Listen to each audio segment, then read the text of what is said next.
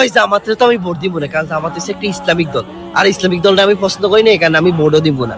ভাই জামাত ক্ষমতা আসলে তো আমি যে চিন্তায় চাঁদাবাজি দুর্নীতি টেন্ডারবাজি করি, এগুলো তো ধরা পড়ে যাবো, এগুলো তার করা যাবো না, এখানে জামাতে আমি ভোট দিব না। আর সবচেয়ে বড় কথা হচ্ছে জামাত ক্ষমতা আসলে তো হাদিয়াতার বিচার করবো, আর হাদিয়াতার বিচার হইলে সবক্ষণের বিচার হইব, আর আমি তো চাই না সবক্ষণের বিচার হোক, এখানে দাঁড়িয়ে পারলে আমি ভোট দিব না।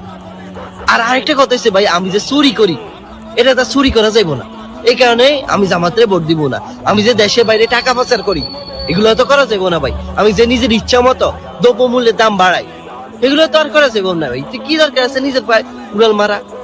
আমি যে মনে করেন যে কোনো মাইয়ের পছন্দ টছন্দ হইলে এর ইপটিজিং করি বা তুলে নিয়ে রেপ করি, এগুলো তো করা যাইবো না। নিজের একটা বাক স্বাধীনতা হারাই ফেলবো। তো কি দরকার আছে জামাতের ভোট দেওয়া? আবার জামাত দুটো সফটওয়্যার বানাইছে, একটা সফটওয়্যারে কোনো অন্যায় অনৈতিক কাজ দেখলে এটা ওই ফিক্সার ছবি তুইলা বা লেখা ওই সফটওয়্যারের মধ্যে ডালা 24 ঘন্টার মধ্যে বিচার হইব। তো কি দরকার আছে জামাতে ভোট দেওয়ার? কোনো দরকার নাই ভাই। আবার আরেকটা সফটওয়্যার বানাইছে যে দেশের কোন খাতে কত টাকা বিনিয়োগ হয়, কত টাকা আছে সরকারের গভর্নমেন্টের মধ্যে, এগুলো সব দেখাইবো জনগণকে। তো কি দরকার আছে? এই ক্ষেত্রে তো আমি দুর্নীতি করতে পারবো না ভাই। তা আমার নিজের পায়ে নিজে কুড়াল মারে কোনো দরকার আছে জামাতে ভোট দেওয়ার? কোনো দরকার নাই ভাই। আমি যে সিএনজি স্ট্যান্ড বাস স্ট্যান্ডে যে চাঁদাবাজি করে এগুলো তো করা যাবো না। তো কি দরকার আছে? কোনো দরকার নাই জামাতে ভোট দেওয়ার। আমি দিব না ভাই জামাতে, আমি পছন্দ করি না।